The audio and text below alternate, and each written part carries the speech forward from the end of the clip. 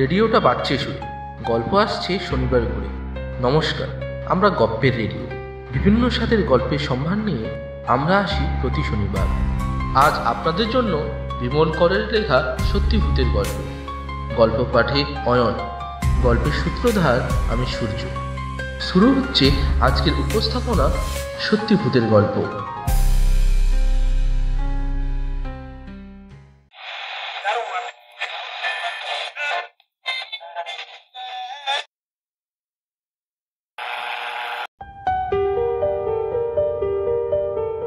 শারদাচরণ বক্সির নাম তোমরা নিশ্চয়ই শোনোনি। তখন আমরা খুব শুনেছিলাম। তখন শারদাচরণকে বলা হতো গোয়েন্দা শারদা।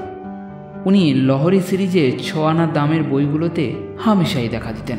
মারাকান্নার গুপ্তধন, 3 প্রহরের ঘণ্টা বাজে, পরশুরামের পিস্তল, এসব ছিল তার বিখ্যাত বই। তবে শারদাচরণ যেটাতে খ্যাতি লাভ করেছিলেন সেটি হলো তার ভূতের গল্প। প্রায় প্রত্যেকটি কাগজেই তার ভূতের গল্প বেরোতো। দারুণ গল্প। অমন গল্প কেউ আর লিখতেই পারত না। একটা গল্প পড়ার পর 2-3 দিন ধরে গা ছমছম করত।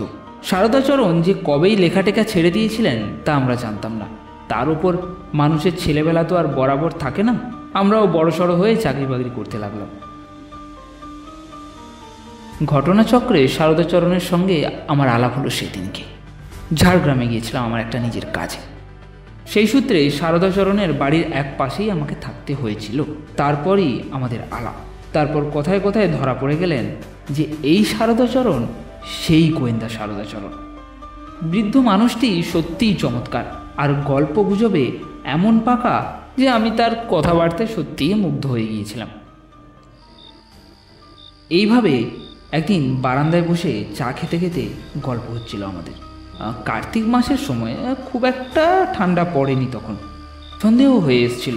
কথায় কথায় আমি বললাম, আচ্ছা, তা আপনি ভূতের গল্প লেখাটা কবে ছাড়লেন? অনেক কাল আগে। ছাড়লেন কেন? দারুণ লাগতো আপনার ভূতের গল্প। 2-1টার কথা এখনো মনে আছে। শারদাচরণ বাবু হেসে বললেন, কেন ছাড়লাম জানো?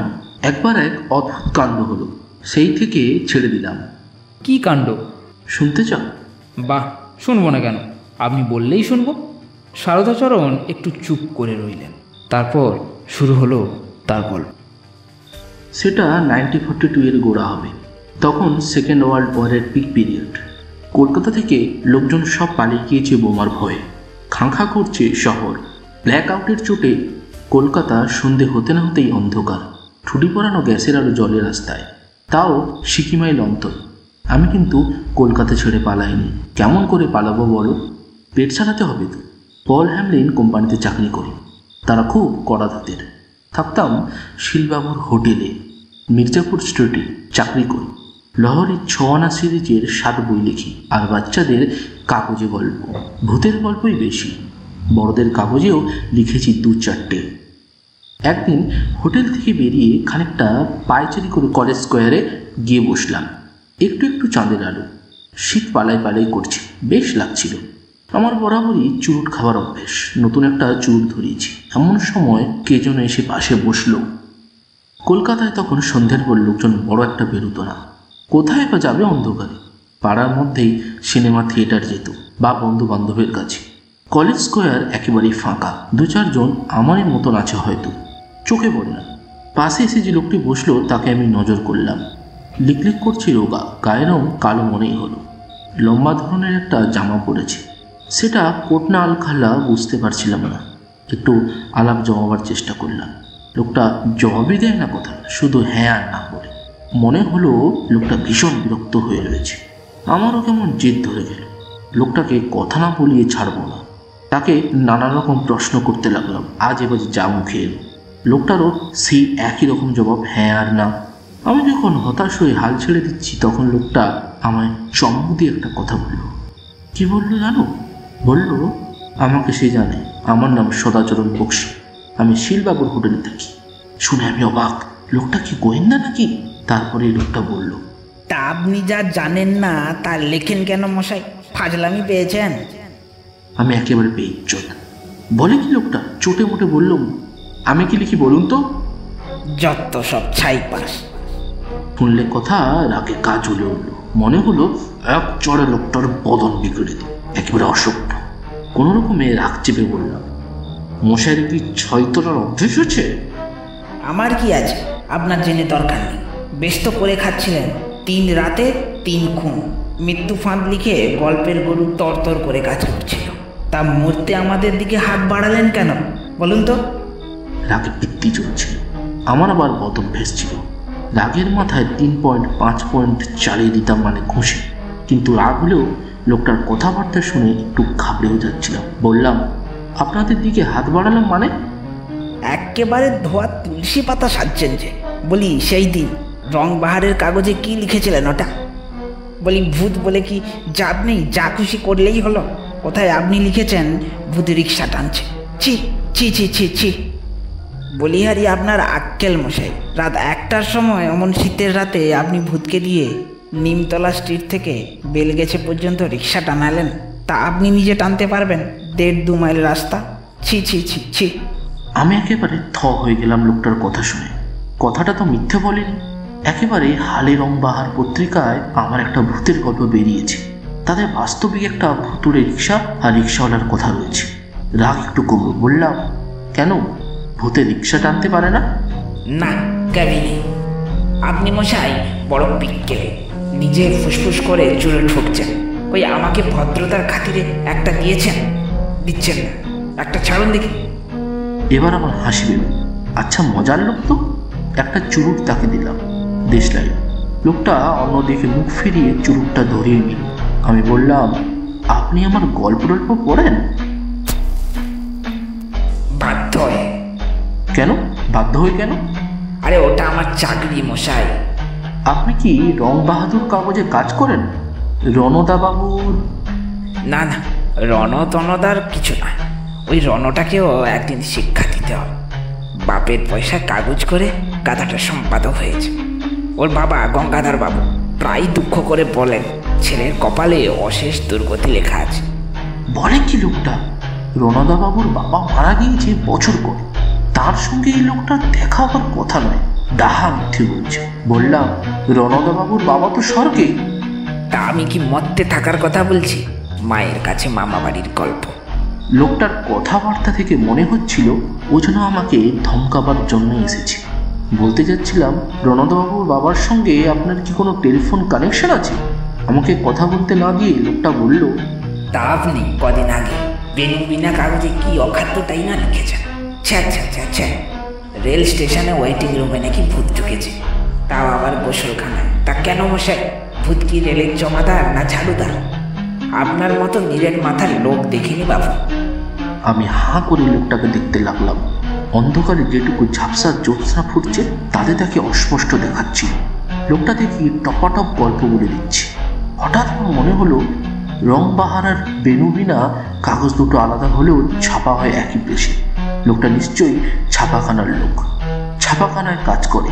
আমি বললাম, আপনি কি প্রেসে কাজ করেন? কম্পোজিটর? কম্পোজিটার কেন? না, বলছিলাম মানে ছাপাখানার কম্পোজিটর হলে তাকে সবই পড়তে হয়। আপনি পটাপট এত গল্পের কথা বলে যাচ্ছেন না, তাই জিজ্ঞাসা করলাম। চাকরামি করছেন? লোকটা খেকিয়ে উঠল। কম্পোজিটার? আপনার সবকটা ভূতের গল্পের ভূতেদের কথা আমি বলতে পারি। বলে লোকটা চুরুটে গোটা 5 টান মারল, কাশলো খক খক করে। তারপর বলল, আপনার একটা ভূত ট্রাফিক পুলিশের কাজ করেছে লোয়ার সার্কুলার রোডে। তার জন্য 2টো বাসের মুখোমুখি ধাক্কা লাগিয়েছে। এরকম হয় না, ভূতরা মানুষের মতো অত বাজে ট্রাফিক পুলিশ হয় না। আপনি আরও একটা কাণ্ড করেছেন মশাই। লাশ কাটা ঘরের একটা ভূতকে অনবরত হাহা করে হাসিয়েছেন। জানেন তো, ভূতরা আপনাদের মতো হাহা করে হি করে হাসে না, তারা আবার আপনাদের মতো দাঁত বার করেও হাসে না। লাশ কাটা ঘর দেখেছেন জন্মে, তার গন্ধ শুকেছেন। গল্পটা পড়ে আপনাকে কাটতে ইচ্ছে হচ্ছিল। আপনি বড্ড অদ্ভুত লোক মশাই। ছাই ফেলতে ভাঙা কুলোর মতো যত রাজ্যের তো বাজে নোংরামি কাজ ভূতেদের দিয়ে করিয়ে যাচ্ছে, যেন মানুষরা কত ভালো, তারা সবসময় ভালো কাজ করে। ওই যে বোলপুরে সেই গল্পটায় একটা বুড়ো ভূতকে আপনি দাঁড় করিয়ে তেলে ভাজা খাইয়েছেন। তার রেজাল্টটা কেমন হয়েছিল মনে আছে তো? কলেরা হতে হতে বেঁচে গিয়েছিলেন আপনি। আপনি খুবই বাজে লোক মশাই, সত্যি। ভূতকে দিয়ে আবার সংস্কৃতও বলিয়েছেন। জানেন তো, পৃথিবীতে কোনো ভূতই 2-3টে ভাষা বলতে পারে না, সংস্কৃতও পারে না, আর তারা পুস্তকও পড়ে না, না পারে জার্মান। কেন পারে না জানেন না? ও যাকে, আপনাকে এত সব জ্ঞান দেওয়া আমার সত্যি বৃথা। আপনি একেবারে গবের টাইপের। যাকে, দুটো কথা বলতে এসছি, আপনাকে বলেছি, বলে দিয়ে আমি চলে যাব। আমি চুপ, মুখে কথা আসছিল না। লোকটা বলল, শুনুন, যা বলছি তার অন্যথা করবেন না। খুন, পিস্তল, গুম খুন এসব নিয়ে লিখুন না বাবু, কেউ কিছু বলতে আসছে না। কিন্তু ভূত নিয়ে নয়া আপনারা বাঙালি লেখকরা আর ভেলকি দেখাবেন না, না হয় হাসি মস্কর। সাহেবরা এমন নোংরা কাজ করে না, তাদের ভূতরাও ভদ্রলোক। 2-4টে হাই ক্লাসের ভূতের গল্প মেরে লিখলেও তো পারেন বটে, যত সব। আচ্ছা, আমি চলি, অনেক দূর যেতে হবে আমাকে। তবে যা বলে রাখলাম তার মাথায় রাখবেন, ভূতের গল্প লিখবেন না। লিখলে এমন শিক্ষা পাবেন যে নবাবের মতো পার্কে বসে বসে আর চোরো ফুটতে হবে না। লোকটা উঠে দাঁড়ালো। তাড়াতাড়ি বললাম, আপনার পরিচয় স্যার? পরিচয়? আমার পরিচয়, আমি ভূতেদের রিপ্রেজেন্টেটিভ। তো বলতে পারেন। ওখানকার সেন্সার অফিসের একজন জুনিয়র অফিসার আমি, সদ্য গিয়েছি। আরে মশাই, গত বছর মিলিটারিতে চাকরি পেয়েছিলাম। ফোর্ট উইলিয়ামে আমার পোস্টিং ছিল, মিলিটারি সেনা অফিসে। এক হুদো আর্মি অফিসার আমায় তার ট্রাকে চাপা দিয়ে দিল, সঙ্গে সঙ্গে 75 সাইডে যেতেই আমাকে ওরা সেনা অফিসের কাজে বসিয়ে দিল। যাকে, চলি। আপনি ভূতেদের মান সম্মান ইজ্জত নষ্ট করেছেন, তার উপর বাচ্চা কাচ্চারাও যে ভূতকে শ্রদ্ধার চোখে দেখবে তারও 12টা বাজিয়ে দিয়েছেন আপনি। আমায় বলা হয়েছিল আপনাকে ওয়ার্নিং দিয়ে যেতে, সাবধান করে দিলাম আপনাকে। আচ্ছা, আমি চলি। লোকটা চলে গেল। আমি হাঁ করে বসে থাকলাম। শারদাচরণ তার গল্প শেষ করলেন শেষমেশ। আমি তারপর হাসতে হাসতে বললাম, জানি না বাবা, তবে ভূতের গল্প আর লিখি। ভয়ে? না না, ভয় নয়। মনে হলো আমি ভূতের গল্প লিখলে লোকটার অন্য মারা যাবে। শারদাচরণ বাবু হেসে উঠলেন।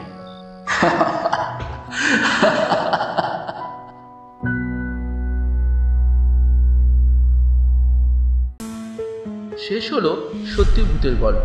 গল্প পাঠে লোকের ভূমিকায় অয়ন, সাদাচরণের ভূমিকায় আমি সূর্য, আবহ সঙ্গীতে শঙ্খ ও সূর্য, পোস্টার ও গ্রাফিক্স ডিজাইনে অয়ন, পর্ব পরিচালনায় টিম গপ্পের রেডিও। পরবর্তী পর্বে আবারও একটি গল্প নিয়ে হাজির হবে টিম গপ্পের রেডিও।